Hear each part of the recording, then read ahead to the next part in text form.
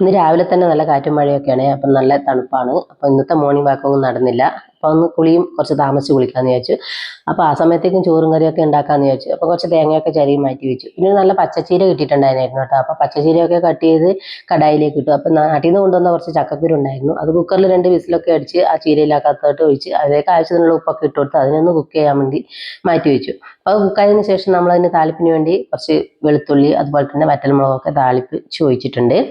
പിന്നീട് അതുപോലെ തന്നെ നല്ല മീൻ കിട്ടിയിട്ടുണ്ടായിരുന്നു. ഇന്ന് അയിലയാണ് കിട്ടിയത്. അപ്പോൾ അതിന് വേണ്ടിയിട്ടുള്ള അരപ്പൊക്കെ തയ്യാറാക്കണം. അപ്പോൾ അതിന് വേണ്ടിയിട്ട് ഉലുവയും അതുപോലെ തന്നെ വെളുത്തുള്ളി, കൊച്ചുള്ളി, അതുപോലെ തന്നെ ഒരു തക്കാളി കട്ട് ചെയ്തൊക്കെ ഇട്ട് അതിനൊന്ന് നന്നായിട്ട് വഴറ്റിയെടുത്ത് അതിലേക്ക് 1/2 ടീസ്പൂൺ മഞ്ഞൾപ്പൊടിയും അതുപോലെ തന്നെ 1 ടീസ്പൂൺ മുളക് പൊടി അതുപോലെ തന്നെ 1/2 ടീസ്പൂൺ മല്ലിപ്പൊടിയൊക്കെ ഇട്ട് ഇതിനെ ഒന്ന് പച്ചമണം മാറുന്ന വരെ ഒന്ന് മൂപ്പിച്ചെടുക്കേണ്ടതുണ്ട്. അപ്പോൾ അതിനെ ഒന്ന് തണുത്തതിന് ശേഷം അരക്കാൻ വേണ്ടി മാറ്റി വെച്ചു. പിന്നീട് ഒരു കടായി സ്റ്റൗവിലേക്ക് വെച്ച് അതിലേക്ക് ആദ്യം കുറച്ച് കൊച്ചുള്ളിയും കൂടി ഇട്ട് കൊടുത്ത് 2 പച്ചമുളക് കട്ട് ചെയ്തതും അതുപോലെ തന്നെ കുറച്ച് കറിവേപ്പും കൂടി ഇട്ട് കൊടുത്തിട്ട് അതിനെ ഒന്ന് മൂപ്പിച്ചെടുക്കുന്നുണ്ട്.